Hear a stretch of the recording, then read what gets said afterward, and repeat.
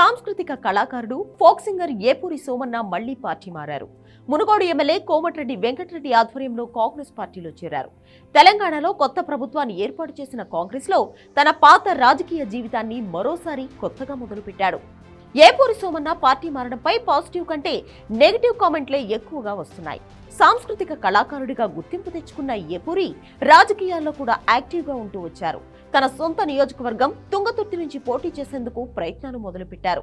ప్రత్యేక తెలంగాణగా ఏర్పడిన తర్వాత తెలంగాణ ఆశయాలు నెరవేరలేదంటూ బీఆర్ఎస్ పార్టీకి వ్యతిరేకంగా పనిచేశారు. తెలంగాణ కాంగ్రెస్ అధ్యక్షుడిగా రేవంత్ రెడ్డి బాధ్యతలు చేపట్టిన తర్వాత రేవంత్ ఆధ్వర్యంలో కాంగ్రెస్ లో చేరారు. కొంతకాలం కాంగ్రెస్ నుంచి బీఆర్ఎస్ కు వ్యతిరేకంగా పనిచేశారు. ఎక్కడ కాంగ్రెస్ ప్రోగ్రాం ఏర్పాటు చేసినా అక్కడ ఏపూరి పాటలు ఉండాల్సిందే. ఆ పాటల్లో కేసీఆర్ కుటుంబాన్ని వేసుకోవాల్సిందే. అలాంటి సోమన్న కాంగ్రెస్ లో తనకు టికెట్ రాదు అని కన్ఫర్మ్ అవడంతో కాంగ్రెస్ కు రాజీనామా చేశారు. తెలంగాణలో వైఎస్ షర్మిల కొత్త పార్టీ పెట్టడంతో ఆమె పార్టీలో చేరారు. చాలా కాలం షర్మిలకు రైట్ హ్యాండ్ గా తెలంగాణలో వ్యవహరించారు. కొన్ని రోజులకు ఎన్నికలు సమీపించాయి. బ్యాక్గ్రౌండ్ లో ఏం జరిగిందో తెలియదు కానీ నేరుగా వెళ్లి బీఆర్ఎస్ పార్టీలో చేరారు.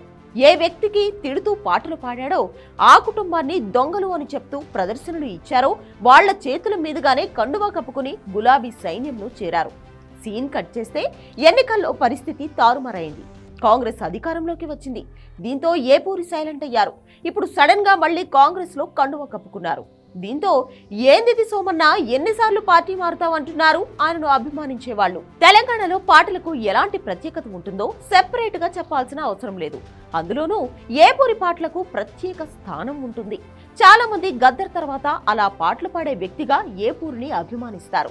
అలాంటి వ్యక్తి ఇన్నిసార్లు పార్టీలు మారడం బాలేదంటున్నారు ఏపూరి ఫ్యాన్స్. ఎక్కడో ఒక చోట నిలకడగా ఉంటే ఇప్పుడు కాకపోయినా ఫ్యూచర్ లో ఆయన పొలిటికల్ గా కలిసి వచ్చే ఛాన్స్ ఉంటుంది. ఇలా 6 నెలలకు ఒకసారి పార్టీలు మారుస్తుంటే నీ పక్కన ఉండేవాళ్లు కూడా నిన్ను నమ్మరు అంటున్నారు. ఇలా రాజకీయాల్లో కండువాలు మారుస్తూ కళాకారుడిగా తెచ్చుకున్న పేరు కూడా డ్యామేజ్ అయ్యే ఛాన్స్ ఉంది అంటున్నారు.